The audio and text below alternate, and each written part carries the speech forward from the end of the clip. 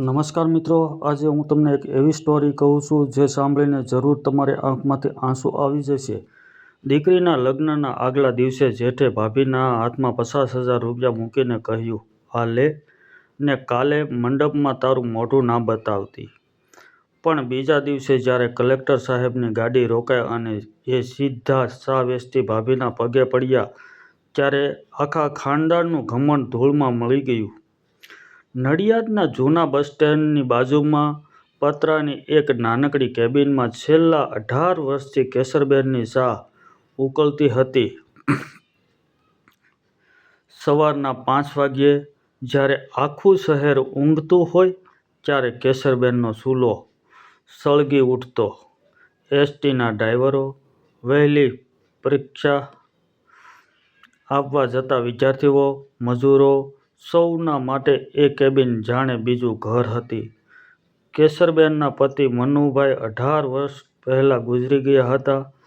પાછળ મૂકી ગયા હતા આ નાનકડી ચાની કેબિન અને 6 વર્ષનો દીકરો જિગ્નેશ. લોકોએ કહ્યું હતું, બાઈ માણસ ચાની કેબિન કેવી રીતે ચલાવશે? પણ કેસરબેને હાર ન માની. એ જ કેબિનની કમાણીથી જિગ્નેશને ભણાવ્યો, મોટો કર્યો. એક ખાસ વાત હતી કેસરબેનની, જે કોઈ ભૂખ્યો, હારેલો, પૈસા વગરનો એમની કેબિન પાસે આવતો એને એ ક્યારેય ખાલી પેટે પાછો ન મોકલતા. "પૈસા પછી આપજે બેટા, પહેલાં પેટ ભર." આ એમનું વાક્ય આખા સ્ટેન્ડમાં જાણીતું હતું. કેસરબેનના જેઠ ધીરુભાઈ શહેરમાં મોટા ફર્નિચરનો શોરૂમ, ગાડી, બંગલો, વટ.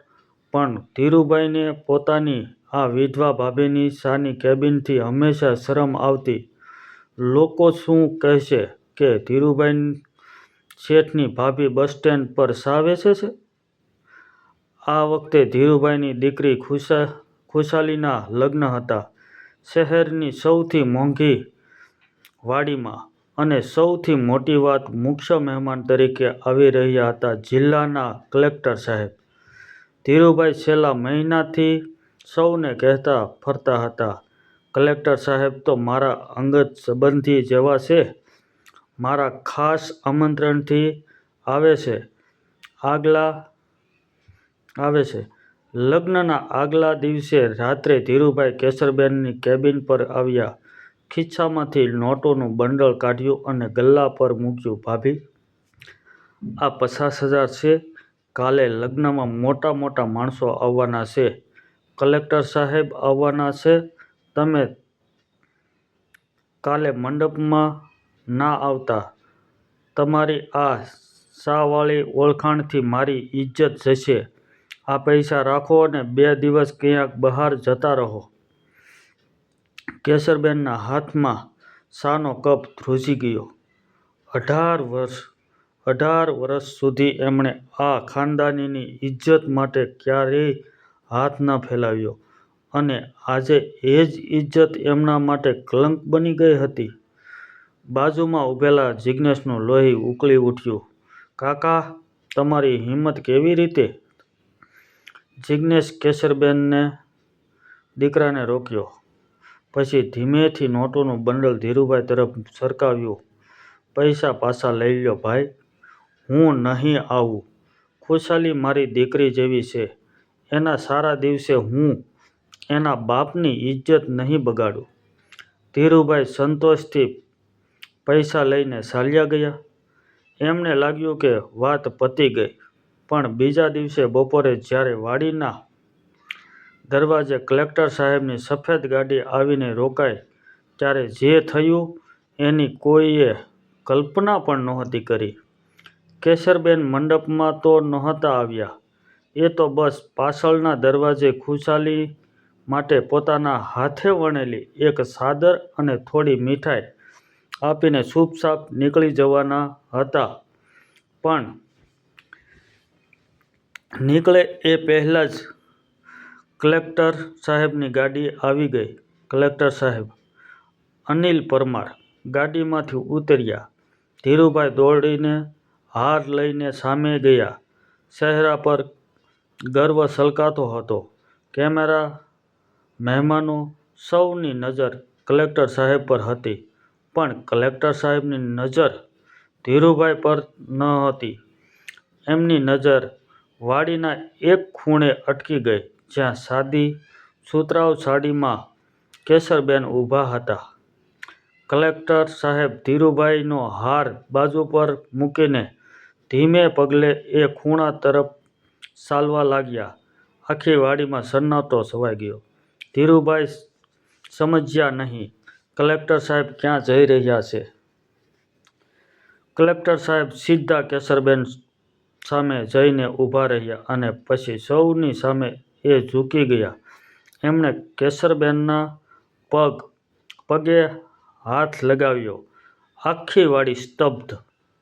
ધીરુભાઈના હાથમાંથી હાર પડી ગયો. માં, તમે મને ઓળખ્યો? કલેક્ટર સાહેબની આંખો ભીની હતી. કેશરબેન ગભરાઈ ગયા. સાહેબ, આ શું કરો છો? હું તો સામાન્ય. સામાન્ય? કલેક્ટર સાહેબ આખી ભીડ તરફ ફર્યા અને ઊંચા અવાજે બોલ્યા, આજથી 22 વર્ષ પહેલાં હું એક ગરીબ છોકરો હતો. સતત 2 વાર સ્પર્ધક પરીક્ષામાં નાપાસ થયો હતો. ઘરના પૈસા ખલાસ થઈ ગયા હતા. ભણવાનું છોડીને હું આ જ નડિયાદના બસ સ્ટેન્ડ પર બેઠો હતો, એ વિચારીને કે હવે જીવીને શું કરવું. 3 દિવસથી પેટમાં અન્નનો દાણો નહોતો ગયો. ભીડ શ્વાસ રોકીને સાંભળી રહી હતી.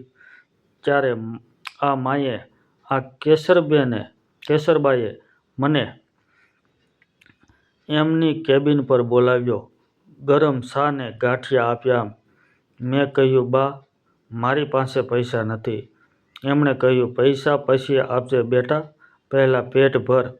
પછી 6 મહિના સુધી રોજ આ માએ મને મફતમાં ખવડાવ્યું.